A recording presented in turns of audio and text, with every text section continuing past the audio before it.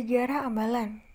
Ambalan Pangeran Diponegoro dan Ambalan Raden Ajeng Kartini.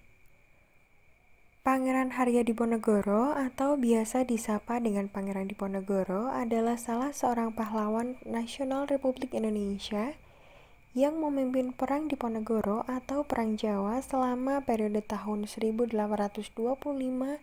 hingga 1830 melawan pemerintah Hindia Belanda.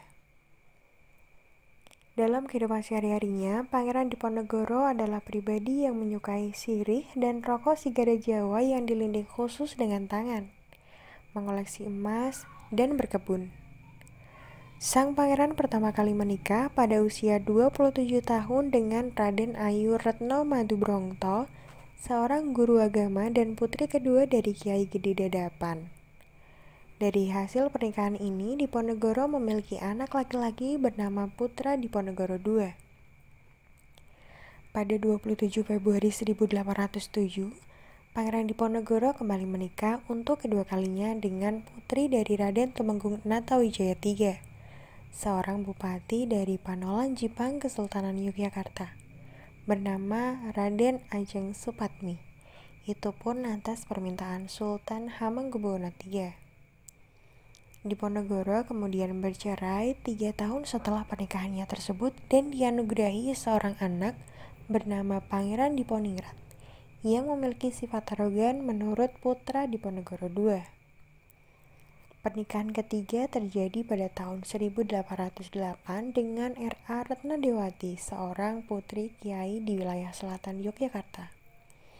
Istri pertama dan ketiga pangeran, yakni Madubrongto dan Retnodewati, meninggal ketika Diponegoro masih tinggal di Tegalrejo. Sang pangeran kemudian menikah kembali pada tahun 1810 dengan Raden Ayu Citrawati, putri dari Raden Tumenggung Rangga Parwirasentika dengan salah satu istri selir. Namun, sang istri Raden Ayu Citrawati meninggal tidak lama setelah melahirkan anaknya akibat kerusuhan di Madiun. Sang bayi kemudian diserahkan kepada Ki Tembi untuk diasuh dan diberi nama Singlon dan terkenal dengan nama Raden Mas Singlon. Perang Diponegoro atau Perang Jawa diawali dari keputusan dan tindakan Hindia Belanda yang memasang patok-patok di atas lahan milik Diponegoro di desa Tegalrejo. Tindakan tersebut ditambah beberapa kelakuan Hindia Belanda yang tidak menghargai adat istiadat setempat dan eksploitasi berlebihan terhadap rakyat dengan pajak yang tinggi, membuat Pangeran Diponegoro semakin muak hingga mencetuskan sikap perlawanan sang pangeran. Medan pertempuran Perang Diponegoro mencakup Yogyakarta, Kedung, Bagelan, Surakarta, dan beberapa daerah seperti Banyumas, Wonosobo, Banjarnegara, Weleri, Pekalongan, Tegal, Semarang, Demak, Kudus, Purwodadi, Parakan, Magelang, Madiun, Pacitan, Kediri, Bojonegoro, Tuban, dan Surabaya. Akhir hayat Diponegoro ketika ditangkap dan diasingkan ke Manado dengan menggunakan kapal Pollux, kondisi Pangeran Diponegoro sudah dalam keadaan sangat lemah, muntah-muntah akibat mabuk laut dan terkena sakit malaria. Pangeran Diponegoro dan rombongannya, yakni istri, 2 anaknya, dan 23 pengikutnya tiba di Manado pada tanggal 12 Juni 1830. Diponegoro kemudian meninggal pada tanggal 8 Januari 1855 pukul 06.30 pagi. 7 hari kemudian, anak dan istrinya memutuskan untuk tetap tinggal di Makassar.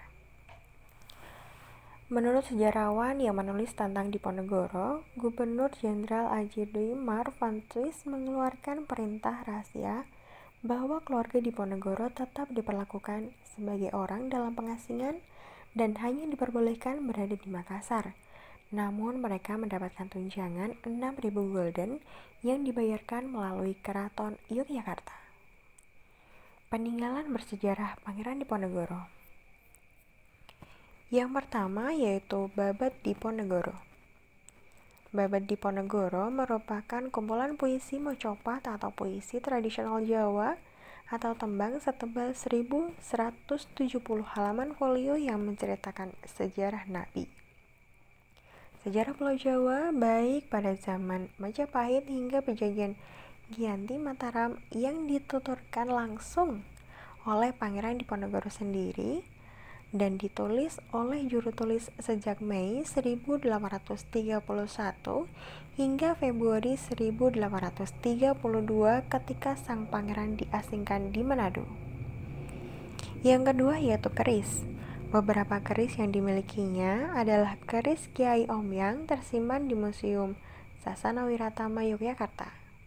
Keris Kiai Wisa Bintulu tersimpan di Gedung Pusaka Keraton Yogyakarta. Dan keris Kiai Nogo Siluman, keris terakhir tersebut itulah yang paling terkenal karena sempat hilang. Namun ditemukan di Belanda dan sudah terregister dengan nomor RV 3608084. Yang ketiga yaitu tongkat. Pangeran Diponegoro juga memiliki tongkat yang dinamakan dengan Kanjeng Kiai Cokro yang saat ini disimpan di Galeri Nasional Indonesia. Tongkat ini telah dikembalikan oleh Michelle dan Erika Lucia Bolt kepada Mendikbud Anies Baswedan pada tahun 2015. Raden Ajeng Kartini. Berkaca dari pengalaman hidupnya sebagai perempuan Jawa di masa itu, R.A. Kartini begitu mengidamkan persamaan derajat antara laki-laki dan perempuan. Ia tak sependapat dengan budaya turun-temurun yang melazimkan seorang perempuan hanya pasif melakoni alur kehidupan. Selain itu, dirinya ingin membuktikan jika perempuan bisa menggantikan peran laki-laki. R.A. Kartini ingin menunjukkan jika perempuan tidak hanya konco wingking, artinya perempuan bisa berperan lebih dalam kehidupan berbangsa dan bernegara, terutama di bidang pendidikan.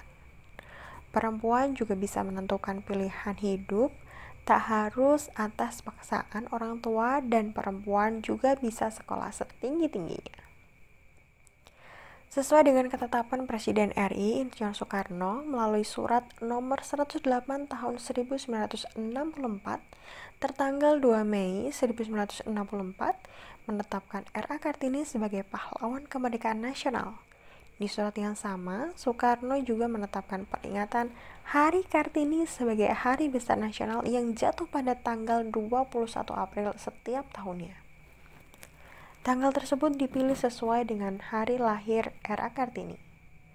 R.A. Kartini adalah putri tertua keturunan keluarga ningrat Jawa atau istilah keluarga priayi.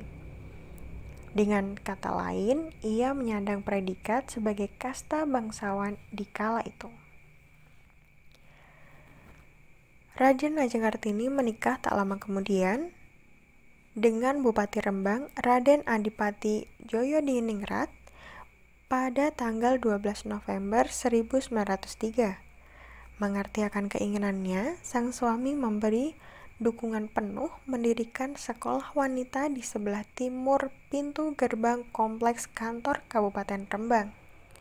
Berkat kegigihannya, dia mendirikan sekolah wanita oleh Yayasan Kartini atau Sekolah Kartini di Semarang tahun 1912. Kemudian menyusul Surabaya, Yogyakarta, Malang, Madiun, Cirebon, dan daerah lainnya. Kini gedung tersebut disebut dengan Gedung Pramuka. Dari pernikahannya, R.A. Kartini memiliki anak sekaligus menjadi anak terakhirnya yang lahir pada tanggal 13 September 1904, bernama Susalit Djojodiningrat. 4 hari pasca melahirkan, R.A. Kartini meninggal dunia pada 17 September 1904. Wafat di usia 25 tahun, R.A. Kartini dimakamkan di Desa Bulu, Kecamatan Bulu, Kabupaten Rembang, Jawa Tengah. Walaupun sudah tiada, karya tulisan R.A. Kartini berhasil dikumpulkan oleh sahabatnya di Belanda. Pada 1911, sahabatnya tersebut juga menerbitkan karya tulisan R.A. Kartini dalam buku berjudul Der Duister Leuchtet atau Habis Gelap Terbitlah Terang Pada tahun 1922, buku tersebut terbit dalam bahasa Melayu yang berjudul Habis Gelap Terbitlah Terang. Terima kasih telah menyimak video ini sampai selesai. Jangan lupa mengerjakan kuis yang telah disediakan dengan token di bawah ini. Sampai jumpa di pertemuan selanjutnya. Tetap semangat, salam sehat, salam pramuka. Assalamualaikum warahmatullahi wabarakatuh.